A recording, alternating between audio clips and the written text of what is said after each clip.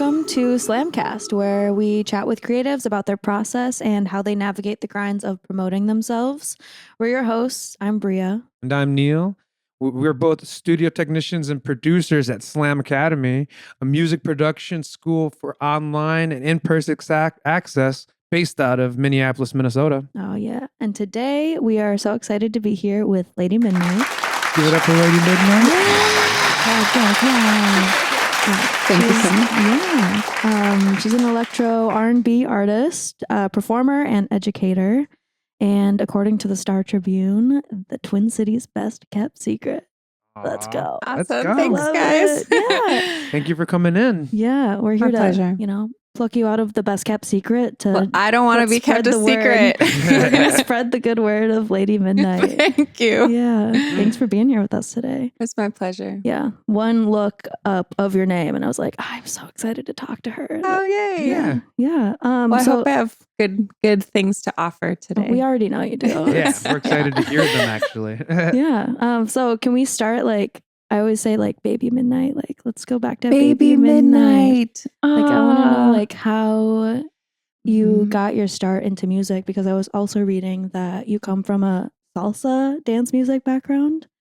And can you tell us more about your evolution? So Baby Midnight is a thing. I was read to and also sung to as a child to go to sleep. Ooh. So I was always told that as an infant, I used to sing myself to sleep to self-soothe. And I always sang. So people are like, when did you start singing? It's it just was always around. People always sang in my family. My mom sang, my grandmother, my aunts and uncles, sisters, just everybody was kind of I guess, expressive in some ways in music. Yeah. And not necessarily professionally, but they just kind of express themselves through music. My mom, she was a singer in a salsa group back in the 70s here in St. Paul. St. Paul salsa. Yeah, which was really cool. It was through, I think, a bunch of students that were surrounded or affiliated with McAllister College. And there was a big grant to bring international students to Minnesota, specifically Puerto Rico. Nice. And a lot of people were coming from New York. And so they didn't have, Is your family, Spotify. Is your family from Puerto Rico? No, they're not from Puerto Rico.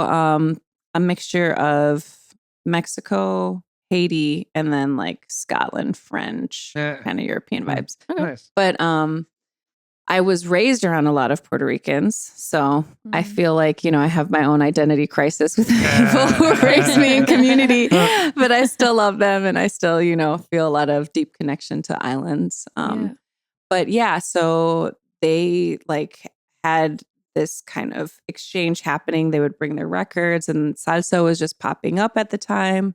So my mom was kind of part of that movement.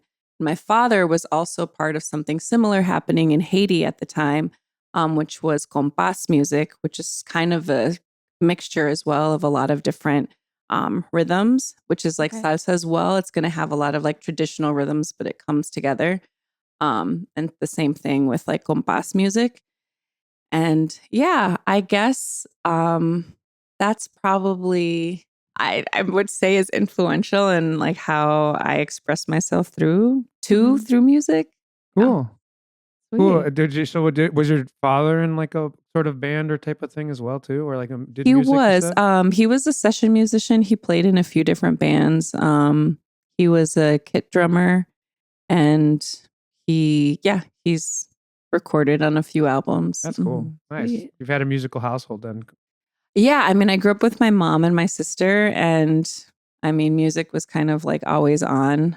Nice. But yeah. So they're supportive in your journey to be a musician and an artist, creative. Yeah, I think my mom always, she really valued being creative, and I think valued the arts. And I think, when you're a kid, maybe not everybody, but I know that in my household, when you have a single parent, you just are always vying for attention. And so I was well, if I'm artistic and creative, it seems like I get a lot of good affirmations, positive affirmations. So yeah, for sure supported. And I think there was a little bit of maybe worry and concern, I think, to go into the industry, music industry, just because it's a vulnerable place. And I think that there are a lot of people who can seek to manipulate or maybe stand to profit off of you in a way that isn't for your greatest good, right? Which is all industries, but I think particularly in like creative fields, like for sure,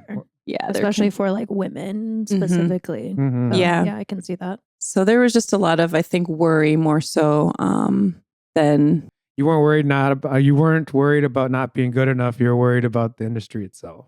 I think my mom definitely was. She comes from a background as an advocate against domestic violence and sexual assault. And so like definitely that career was like, oh my God, they're all vultures. And like they're all praying after, like young women or just young people in general. Yeah. And it's true. It's not for nothing. Is true. No, that's totally true. Bob and weave kind of like your own pathway as a woman in the music industry and hopefully find some people along the way that you can trust and just go off of those people. For sure. I mean, like I don't know, maybe you guys can both relate, but so many times I heard like, hey, I'm a producer. I want to produce you. And then that turning into kind of this way to be able to either ask you out or try to have like a romantic advance or something when you're like, I just want to make music and having it fall flat because like you're not interested. Yeah. So, I mean, that was also one of the impetuses for me. I know we're going to get into it, but for me to come to Slam Academy was like, I'm so tired of it. Yeah. I've heard that from a lot. I've never had that happen. Yeah. But I'm also scared sometimes I might come off that way as being a male, because I hear a lot of women, female producers talking about that and being like, they're just hit on. And then like a guy will put up a track and people aren't like, hey, let me help you fix that thing type of thing. Just to set the record straight, no vibes from you. No sleazy predator vibes. Like flatten this little piece of hair really quick. But get you right. Get it together. Yeah. I just want to say no vibes of that happening. But awesome. I can relate to that. And I got my start in the music industry coming to Slam, learning how to produce. So luckily I've never really like been approached by too many people like that. I mean, through Instagram, you're gonna have like those DMs where it's like, hey, you're cute, like let's make a song. Like yeah. Yeah, or even I think for maybe other vocalists or like MCs, in some ways it's like they might have a whole project that they created with somebody, but then it starts to get like weird, emotionally manipulative kind of games happen because what they really want is like control over that artist. And it happens way too often. So yeah, I think that, people's concerns and worries around like being taken advantage of are like, they're legit. Yeah. For sure. But, that's also not a reason not to do it. And now we're in an industry where it's a little bit easier to be more independent. Like you don't have to rely on those people as much as you might have had to before. Yeah. So it kind of like it's a little harder to break in, but that's something now you don't have to worry about as much. Yeah, it's so accessible. Yeah. So that's what brought you to Slam Academy. Did you just like Google, or how did you find out about us? Yeah. I mean, one of the things I think I had been kind of like, I just want to be more self-sufficient and have like less barriers to creating the thing that I want to create. But I was actually connected because my friend is good friends with JP. Oh, yeah. And I had been mentioning that I was going to be doing a residency in Costa Rica around the theme of water, to collect sounds of water to make these compositions, and that I was just feeling a little like insecure about my engineering abilities. Yeah. And I just asked, was just talking about like, yeah, I'm going to have to like do a crash course on YouTube and figure out, like see what I can do with my like intro to live, like Ableton. Yeah, I was like, that's what I have. I pay a subscription every month and like I'm gonna figure this out.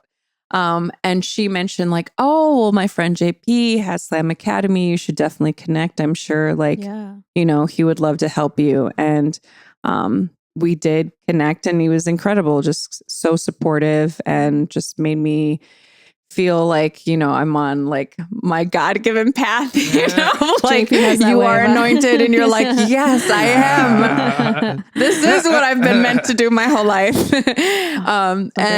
And so, yeah, I, and also, you know, just got a lot of support too. I think Zach helped me kind of get set up right before I left. And then I, through also encouragement, sign up for a class. You know, I'm a member now, and I'd love to continue. I just finished with Mike Ratz for the Ableton class, and nice. Yeah, that's super exciting. I also want to hear way more about this water project. Yeah. When did you go to Costa Rica? It was about a year ago. So I left. Yeah, I guess it would have been like mid June, mid or late June last year. Okay. And I was there for a month, and it was like a dream come true. That sounds awesome. Go and just record cool water sounds. Man. Did you bring like a Zoom? I have a Tascam. Oh, cool. Same thing. Field recorder. Yeah. Well, let us live vicariously through you and take us through your steps. So beautiful. Maybe Just go like to the the meaning beach. behind it too. Yeah. Yeah. Yeah. I mean, so that particular piece, I have had a journey with getting to this place of wanting to create songs about water. Initially, I had just been involved, I think, through other friends who are water protectors. And there was a huge kind of like protest movement to stop Line 3 from being built. I don't know if you guys have heard of it, but there are these oil pipelines. And sort of by design, they always seem to go through indigenous lands and watersheds that threaten to pollute our wildlife and all of our like fresh drinking water sources, specifically like the Mississippi. And also, not to get completely off track, but I just felt, really compelled to unify to be able to protect our resources of life, because without water, there is no life. And I think, being part of different sort of resistance groups or resistance movements throughout the years, even within like police brutality, within racism, within like I grew up also like marching for rights around like domestic abuse and sexual assault for women, for immigrants, all those things. So I think like I always was trying to figure out what my place is in this role. Like, how can I be best of service for the greater good? And there were a couple moments where I felt like, there's these violent kind of struggles, and it's important to know that like, I guess when it comes down to it, that you have that much conviction to stand up.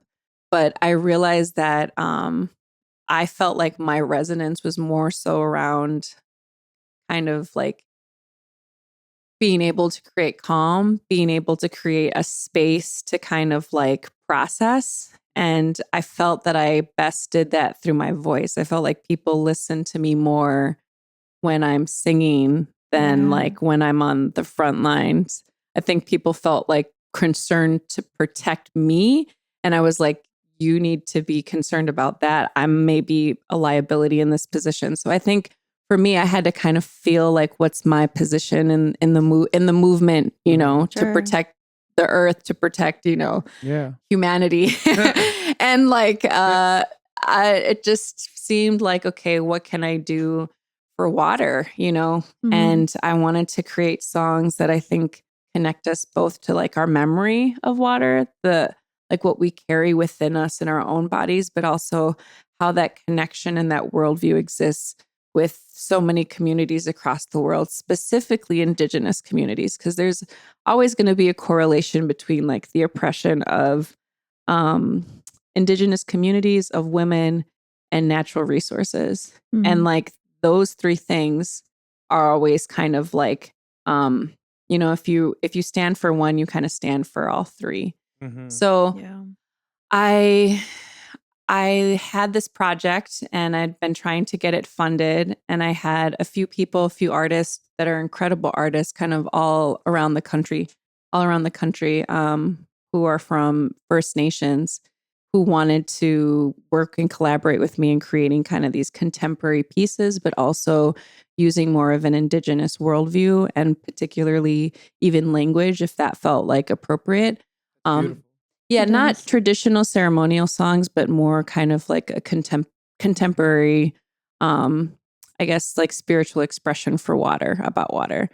And I felt like, okay, I'm still looking for funding for it. I know that they would do it without it, but I also I just know how much work it takes to do that. And money talks regardless of, and you wanna, like, it's a resource. Project. It's a resource. And I know that it's gonna, it takes time. So if they're working on this thing, they're not working on something else that could like feed them. So I felt like it would be better for me to just begin doing this work. And so I went to Costa Rica for a month to begin kind of like the foundation of like, well, let me come to it first. And I was able to connect with, I'm not Costa Rican, but I was able to be next to the ocean, which is an incredible body of water. And I think something some say the biggest.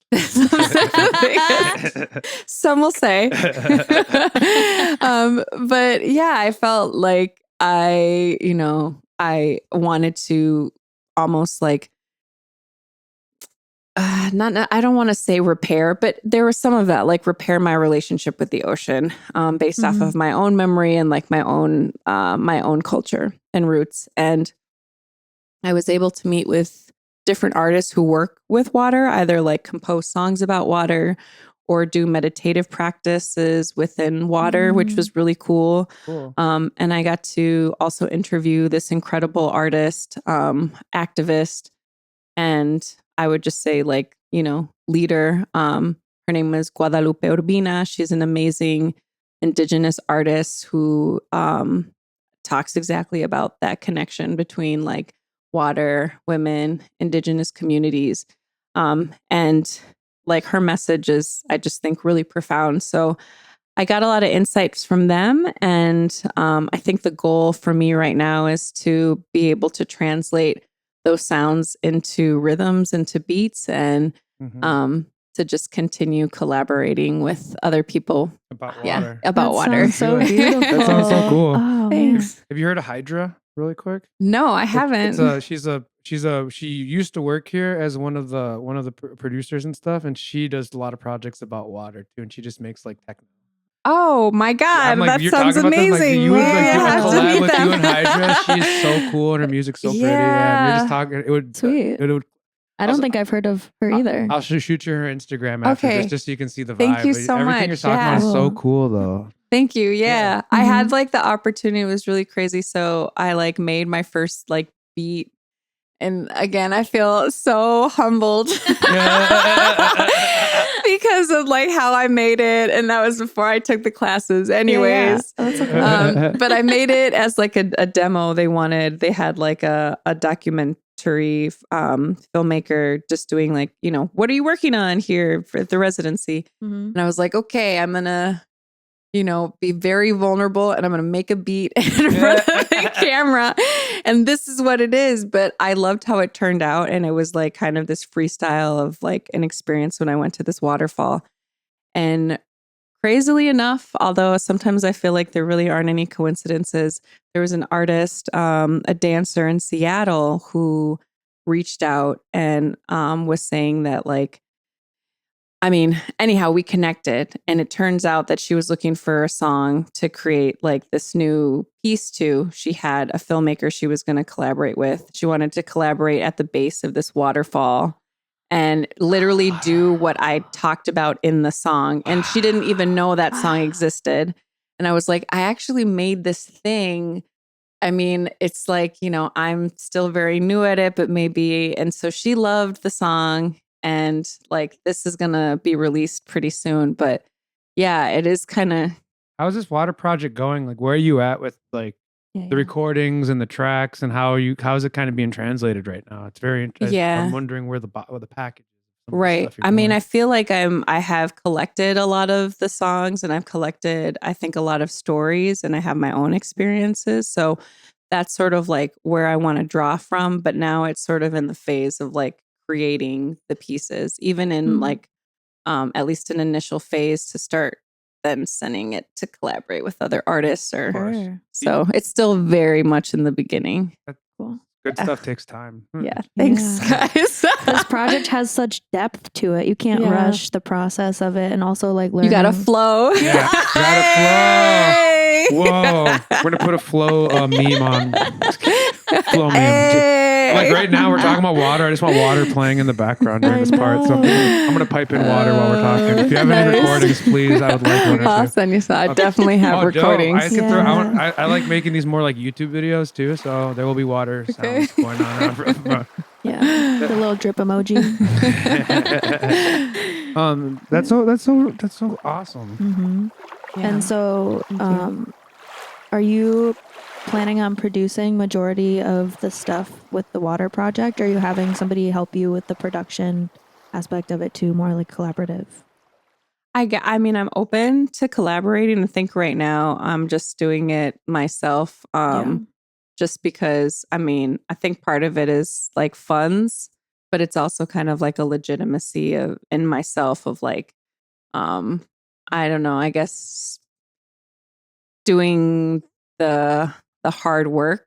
And I've always kind of had that more of that experience of collaborating with someone else, saying like, this is my idea. Yeah. This is how I'd like it to sound, and sort of like musical directing or composing in that way, like through ideas. But this is a big challenge for me to do it this way. And I think whenever you find yourself a little bit scared or anxious, it probably means you're in the right direction. Yeah.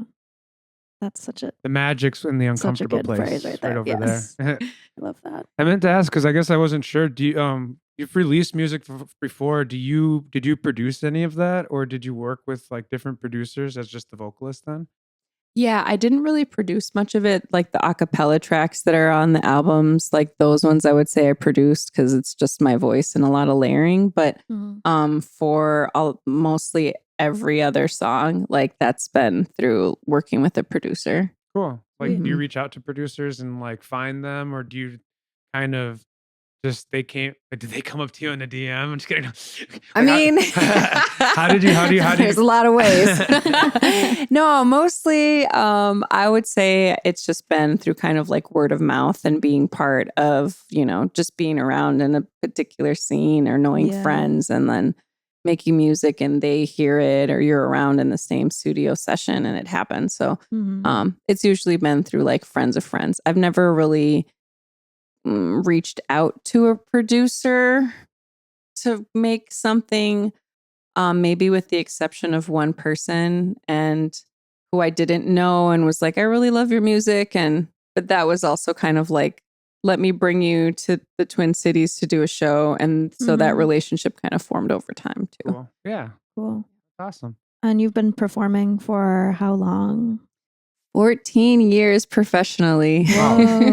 But I've been performing much longer. I think I started performing as a dancer when I was 9. Okay. Oh, so cool. What's your performance like? Like what kind of, so you have a dance background and you're obviously a vocalist too. So like what does your performance look like? I'm curious. Yeah. I wish I could move more and sing at the same time. I was like, I had a show, my album released a couple weeks ago, and I just found myself like wanting to let loose, but I still had to have breath control and hit the high notes. It's so hard. But yeah, I would say I kind of like move around the stage, and I've been told that I'm a pretty captivating performer, that there's kind of an intensity. I believe it. I tend to look at people in the eyes when I sing, because that was something early on that I don't know why I do that, because there's a lot of artists who don't. They're kind of like in their own personal space when they sing or perform. But connection. Yeah, I think I really wanted connection with people. And I found that when I looked at them, there's not much more there. They had to look back. It was like this feeling, and it just, I enjoyed like the electricity kind of coming off of them, and it helped kind of create more of a vibe. That's cool. Yeah. Do you play any live instruments, or do you have people on stage that play live instruments, or is it backing track?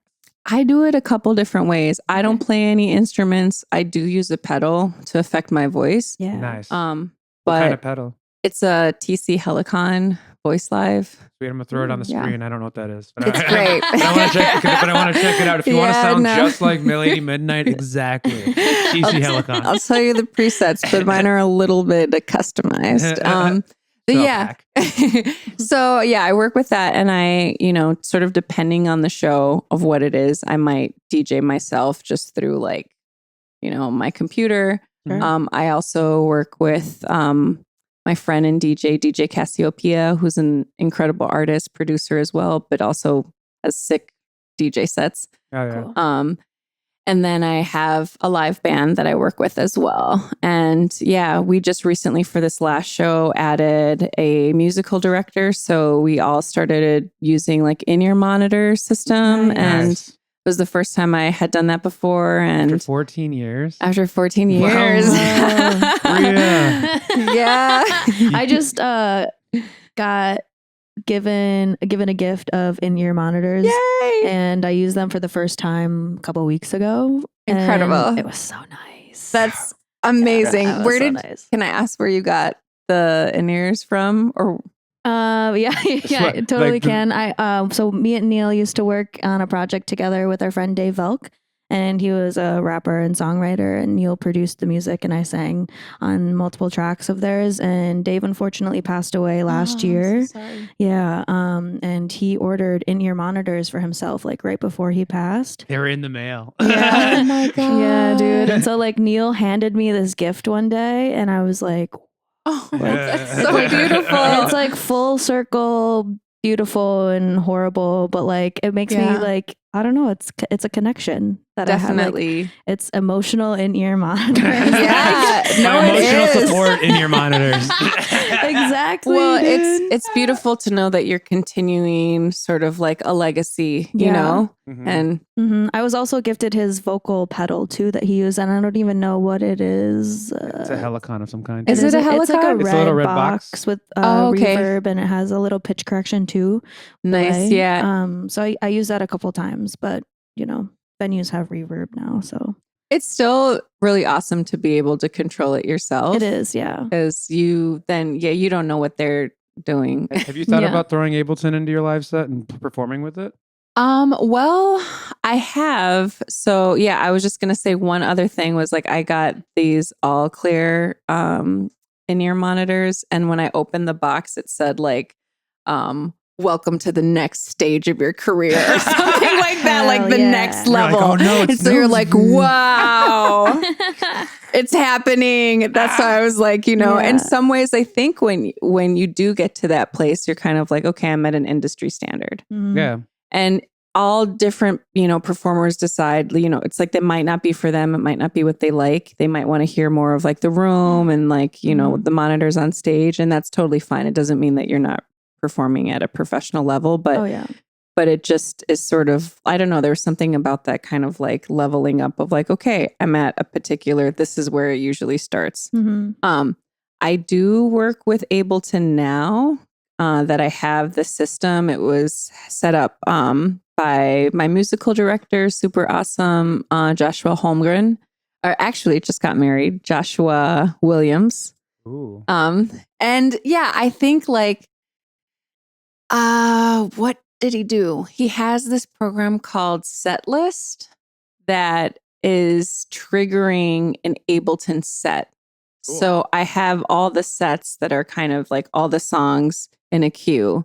And then I just have to kind of like press play, and it'll take like wherever the marker is, it'll just jump to that. Oh. And then I can hear it. Cool. Oh, Yeah. cool. So in some ways, but like Eventually singing and like maybe making the beats live. I don't know. That sounds wild, Neil. Not even that saying sounds cray.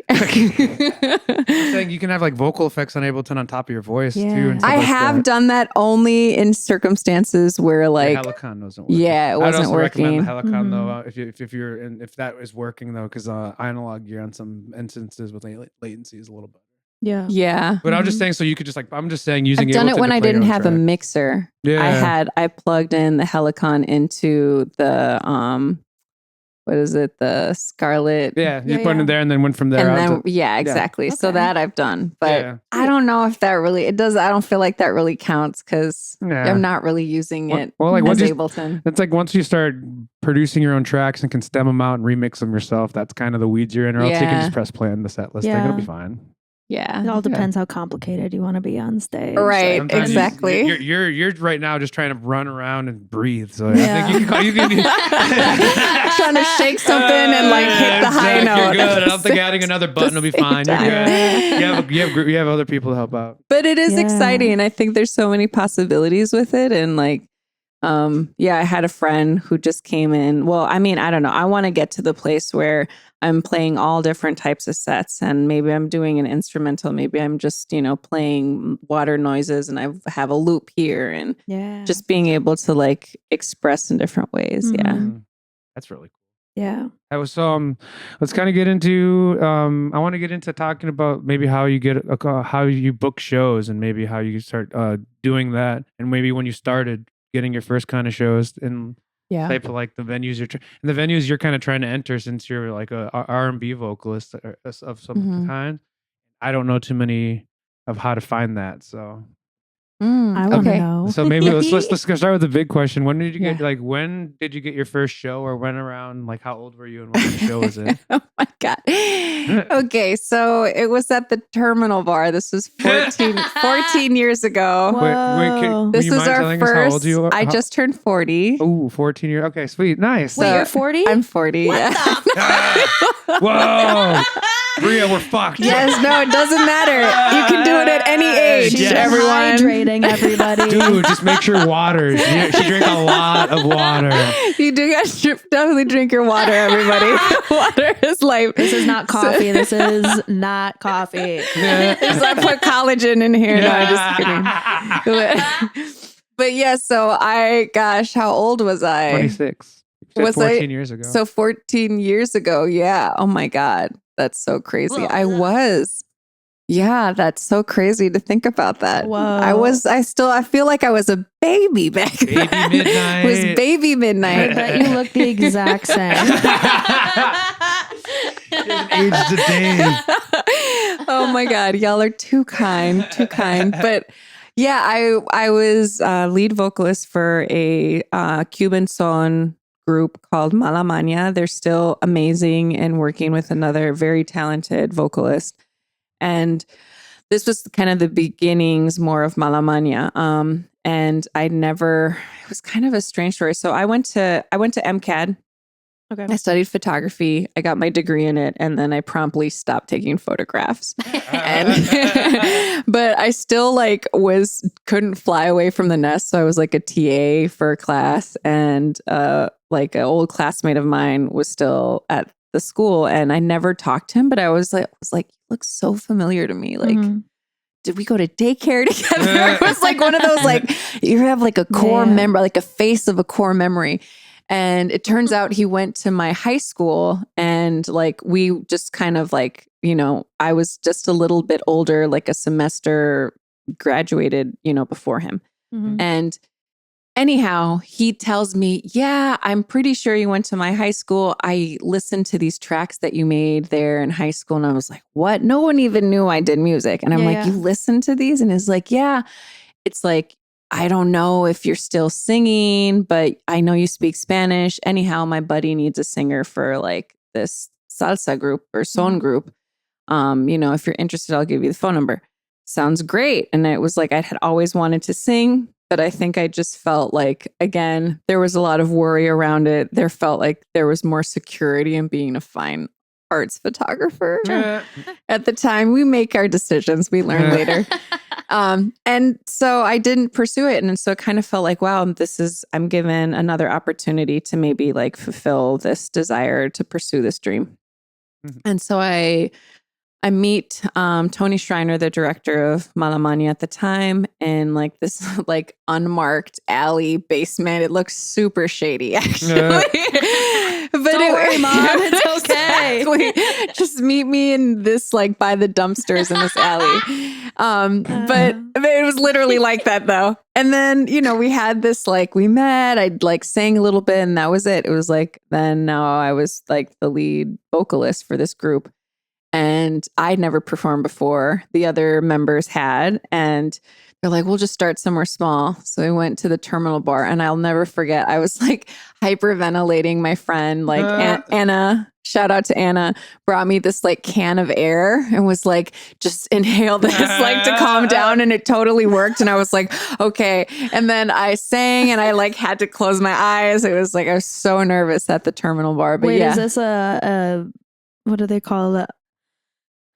Inhaler? It wasn't an inhaler. Was it whippets? No, it wasn't whippets either. It was like canned air. There's like it's a can of air with a thick face mask. They oh, it's and like you just like it's just oxygen. Oh my God, I and want so one of you just those. like it just makes you a little calmer. Just oxygenates your blood. And cool. I was like, wait, we need to clarify this. They usually use it for like if you go to Colorado and you're not used to elevation, since there's less oxygen, it's good to have a a little extra on hand so you don't get lightheaded. Okay. Mm-hmm. I could use that this Crazy, morning. right? I smoked way too much last night. Like I'm so out of breath today. I'm saying, I know. I don't know where she even got it from. I'm Camping sure you can store. order them on Amazon. Yeah. Okay, sweet. Amazon was Put a link in the description. We're all going. Okay, cool. But yeah, it was really helpful. And so I didn't actually book any of those shows. I didn't start doing my own booking probably until I became Lady Midnight, maybe as Van Dam. So from Malamania, it was a salsa son group.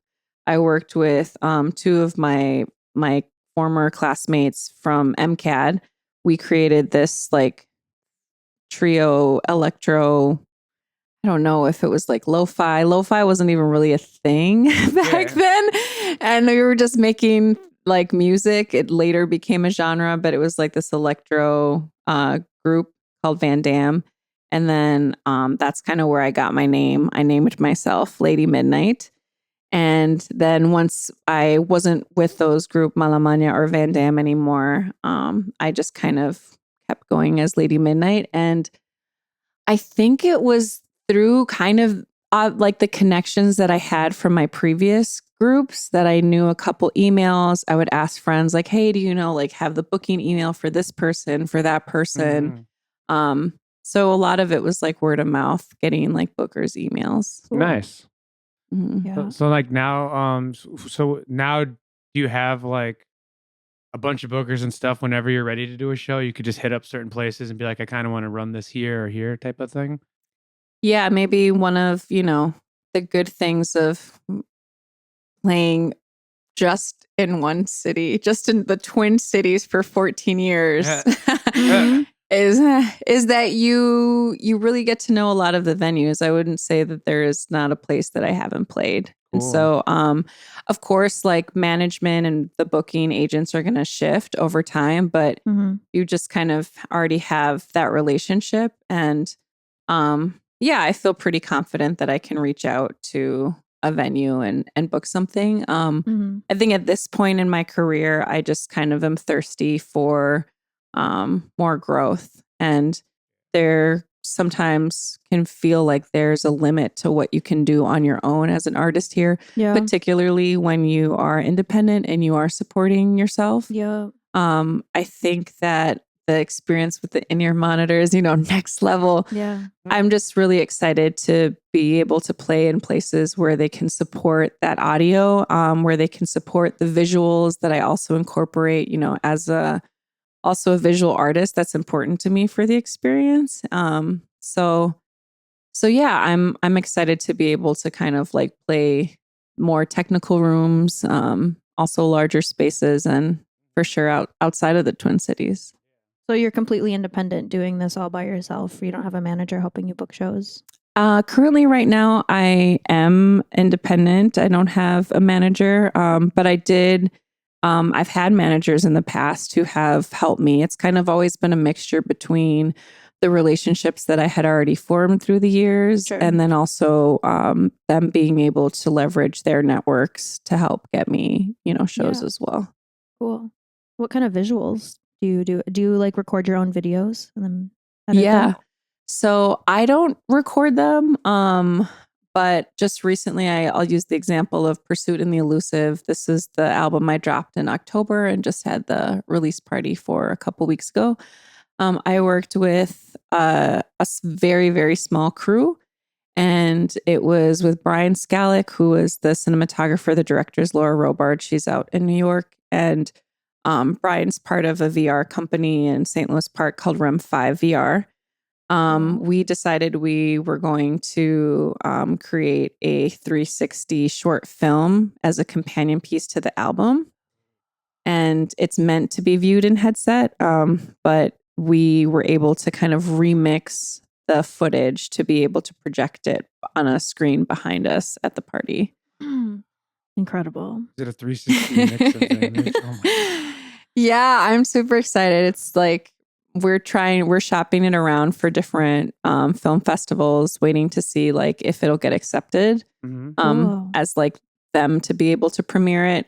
But we're definitely going to do something to this summer or like early fall to be able to release the film because yeah. If they don't take it, just release it. Yeah. I mean, always. Yeah. Do you have any shows coming up? I don't. So that just the release party that I did a couple weeks ago was like the show that I was really kind of putting all my energy towards. But I think right now I'm more interested in sort of doing some housekeeping. And I'll say it in the sense that like, you know, for the artists at Slam Academy, when people start if you're already performing or when you start performing, sometimes it can feel like this pressure to keep going. You have to keep booking shows or else like you'll lose your spot or you won't be relevant. You have to compete. So I think you can kind of get into a bit of a rat race of just being on this treadmill and continuing to go. And you don't always have time to consider your other audience that's not in front of you. Yeah. So I think after like, you know, really 9 years as Lady Midnight, I'm like, I have completely neglected like my social media presence. And because that's something that I'm really interested in fostering is like an audience outside of the Twin Cities. Yeah. You know, and then after 14 years, I'm still a secret. So like, I was gonna say, I'm like, your music should definitely be outside of the Twin Cities. I'm thinking maybe there's a sign. Maybe this is a sign you got to get out of the Twin Cities. So that's kind of like what I'm interested in doing right now. Yeah, there's cycles that you have to follow as an artist, and they're long cycles too. We were talking to Bionic about this. And you just have to listen to yourself and nourish what part of the creative process you want to be working on because you can't do everything all at once. And there's behind the scenes work that goes on. That's really important. Yeah. I think that's such a great point of honoring the cycle that you're in as an artist and not feeling you can't do everything at the same time. So don't feel pressure to perform that way because, you know, most of these artists that we see and revere, like they come with a team. I even have like a group of people that I call on to be able to do everything that I do. Like 100%. I haven't done it all by myself. I've carried it on my back. But you're the face of it. And I'm holding that weight. But I do have help to help me move that, you know, to make the work that I make. Yeah. You have to. Shout out to the crew and the team. You know who you are. You know, she's going to make every one of you listen to this. So make sure you get to this point where she says thank you. It's important because like you have to recognize that like you're part of piece, even if it is like your work, like you're still just a player in like a bigger mission. And I would not be able to have like grown as much as I feel like I have in my artistry if I didn't have support, you know? Yeah. That's why a lot of people come here, to be honest, because a lot of musicians around. Like before I came here, I felt supported by my friends here and there, but not like by other artists and creatives and or like family members. Yeah, they're like, your music's cool, but then you come in here and you're like around people that make cool music, and they're telling you your music's cool, and you're like, oh, wait, how can I make it better? Thank you. Right. the community where you perform, is there a strong support system in there? Do you cultivate fans that come to your shows? And how has that been?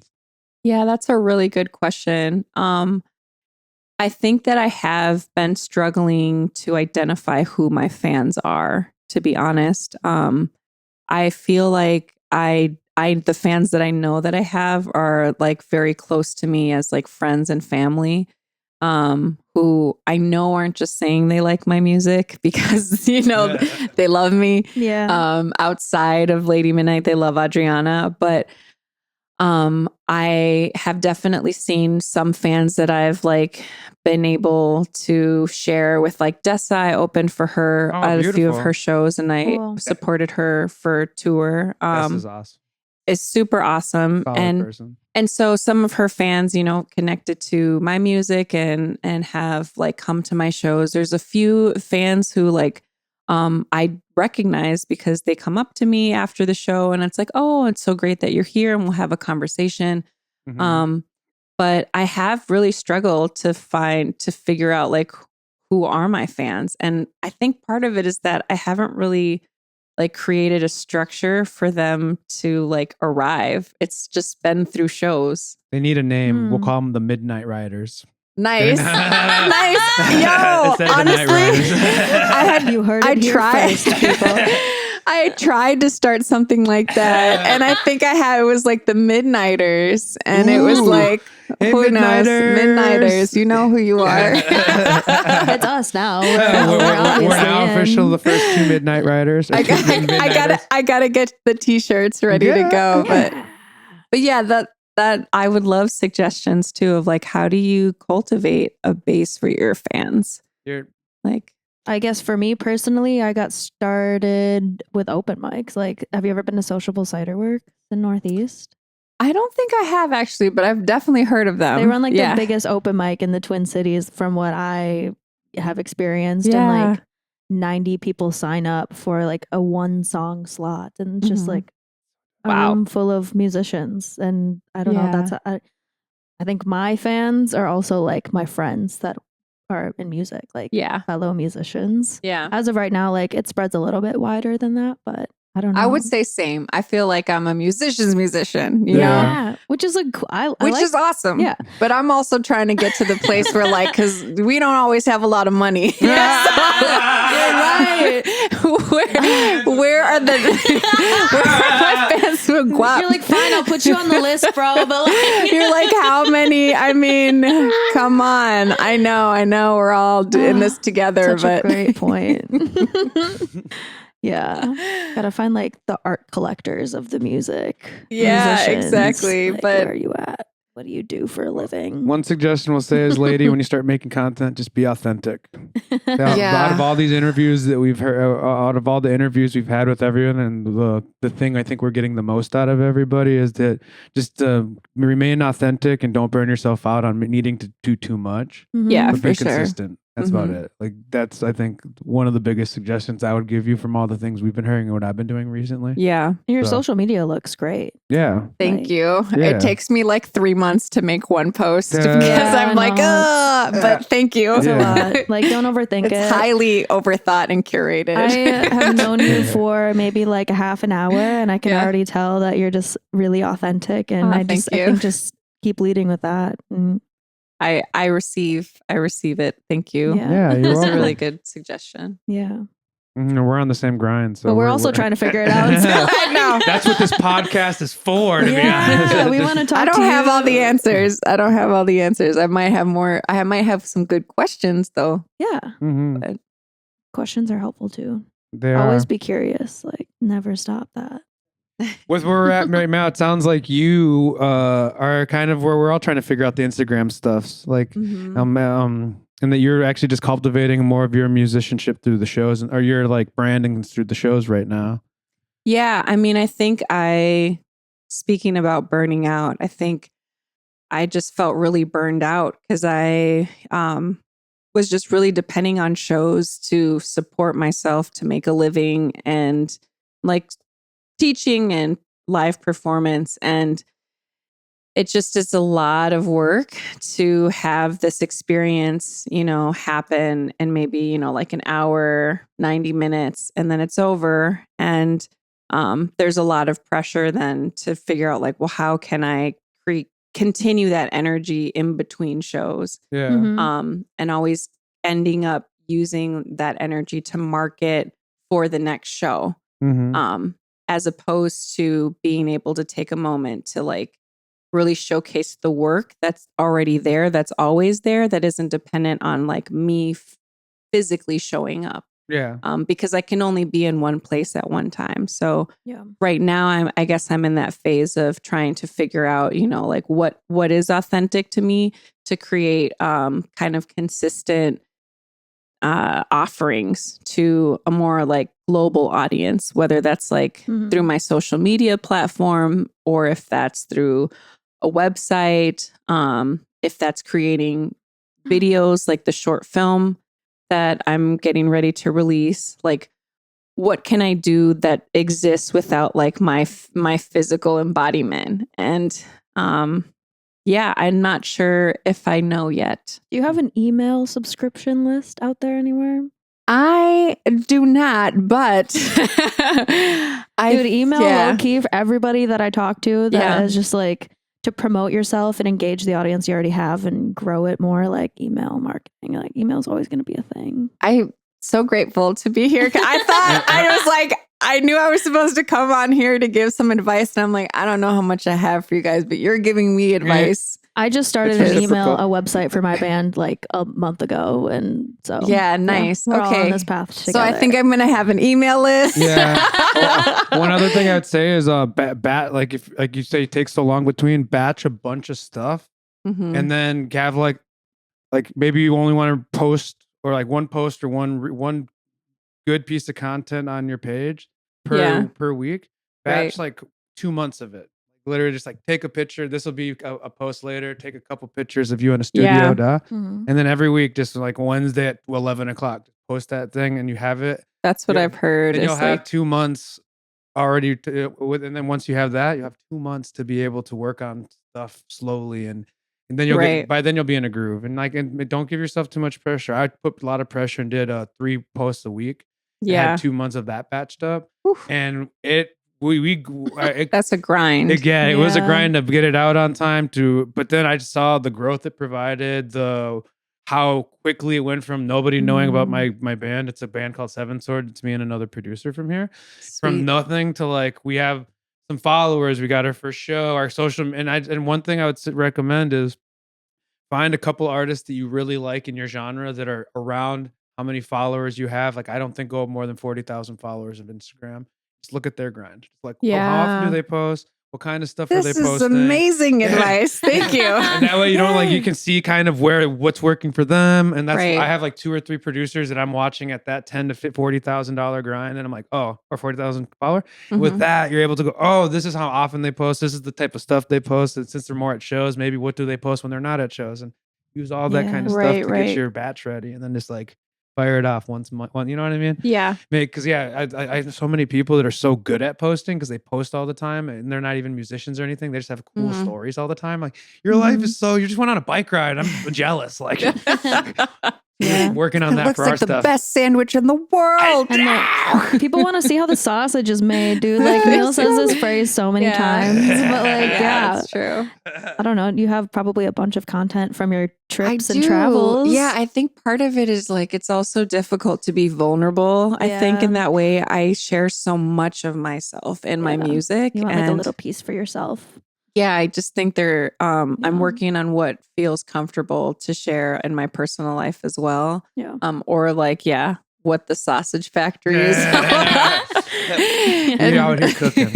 And so, and I think that there's, it's difficult because there's always going to be criticism. And usually I know that it's like almost a compliment when you have people who like feel critical of your work in a negative way, because at the end of the day, it's like it made them feel something.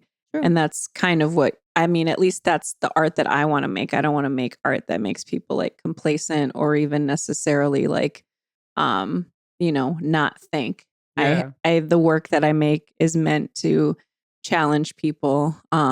It's not always going to be alienating. You know, I could make that work, that it's just insane. Just start some drama online, dude. Oh man, No, that's what I'm trying to avoid. Trying to avoid that. It's not your that's brand, no. anyways. So. but I do want to hold space, I think, for questioning, and it's okay if people don't like everything that I make. You know, you can't. It's good. Yeah, it's a good thing if you make everything something that everybody likes, then it's probably not very good.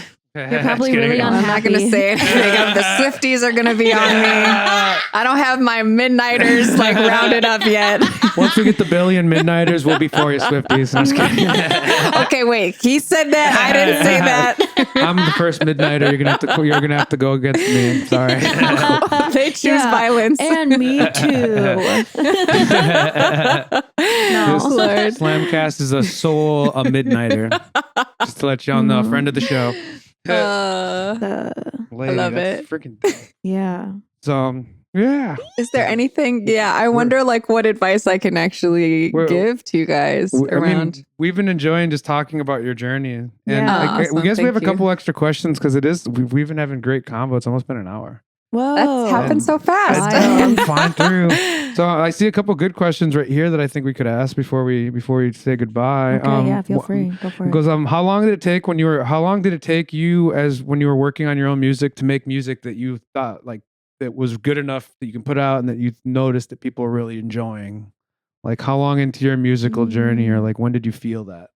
Wow. Yeah, I think that I had a lot of apprehension to even call myself a musician for years. It might have been like 3 or 4 years. And I think part of that was because I was still kind of like indoctrined into this like system of thinking I had to have like an academic credit, that I had to be sort of like official, that I couldn't self-proclaim, or that like my lived experience wasn't good enough, that I had to have like, you know, a piece of paper or go through a type of training. Sure.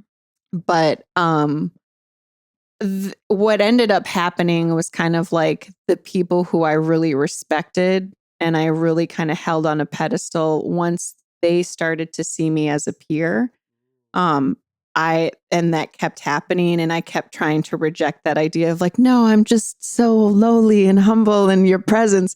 And they're just kind of like, yeah, that you got to stop doing that. They like, we're not coworkers. So. yeah. And they're That's like, awesome. you know, and I think at some point it just kind of felt like, oh, that doesn't feel authentic for me to make myself small anymore. Like actually I'm starting to see that like we are co-creators in this. And that's a very good way to put it. I think that was when I started to feel like more confident about sharing my work, because I didn't really care so much if people liked it. It was like, I made it and that's enough. Take it or leave it. Yeah, take it or leave it. And I kind of was adopting that attitude of like, this isn't about approval. This is just about honesty. Mm-hmm. And is that when the Lady Midnight brand started? Kind of around that switch? Yeah, I guess it would be, honestly. Cool. Didn't find the correlation between that, but yeah. Nice. That's so cool. And you said it beautifully, because I even specifically have an Instagram post going, I think I'm a musician now. And like I had pictures from like when I felt like, like I was like up there with I was up there being called on upon my peers, like in this community is where I started with that. Where like my mentors, amazing. JP and Bionic, I see them more as peers, even though they're still JP and Bionic. But it's been super great learning to work with them. Just know that like someone so crazy can be so dope and like so accepting. And so it sounds like you got that same treatment too. Yep, definitely. Nice. So yeah, nice. Let's say that happens. Cool. Do you have any advice for the slam community or anybody watching this directly? Like how, I don't know, I guess like to stay happy in your artistic endeavors? Well, that's might be a tall order. I think that it's like, I would say advice in general. Yeah. I mean, because, happiness is a practice. You never really like arrive. Like you always it's going to kind of go up and down. And that's why we're humans and we have all the emotions, right? Just because we were meant to experience them, not necessarily sit in them for too long, let them pass. And I think that like, you had said something that I think was really poignant, and maybe this was from like a past artist you were kind of referencing, but you're going to go through these cycles. And I think that the advice that I can really give is to sort of honor that tempo and to honor that cycle, that like you can get so frustrated feeling like it's not happening and like you want it to go faster or kind of have this doubt. And I think that, you know, you have to give it time because things take time to grow. It also might just be like, there's things that you need to learn before you can actually receive and handle what the thing is that you're calling in. But I also feel too that you got to know when it's been too long. Like when you legitimately know, like there's no question that you're like, I'm ready to grow. I've been in this thing and it's like not happening. Don't continue to wait and put the expectation on the environment to give it to you. Like, you know, go out there and take a risk and feel confident that you've put in that work, that you're making, you know, a calculated risk to grow, and to be uncomfortable. You know that it's time to have that discomfort, but like just trust that you've been building toward this thing and you will know what to do when you get there. The only way you will know what to do is if you give yourself the opportunity to be there. So, whoa. Yeah, that's the advice I would give. Thank you, Lady Midnight. Thank you. Yeah, and also don't forget to have don't forget to have fun, right? Like this should be fun. Yeah. I think when it stops, like granted, not all the things are going to be fun all the time, but if you don't have that thing that like connects you back to like the love and the passion, then you have to reevaluate. Make sure that you maybe make more space for that. Stop doing one thing so that you can like always keep that personal relationship with your craft, with your expression. Whoa. That was powerful. Yay. Thank you so So you're much. talking about how you Welcome. couldn't give us advice. Get out of here. Yeah, come on. Get out of here. Miss Midnight. This one over here. Yeah. I mean, I can go deep for too long, you know. People are like, I've been told that I speak in riddles sometimes and it's hard to know. They're like, what are you actually talking about? The cosmos. Like, You don't see this? yeah. That was so beautifully put. And I just appreciate you coming in so much and talking with us today. Like, Thank you. It's really my pleasure. Yeah. Thanks Thank you. for making space. yeah.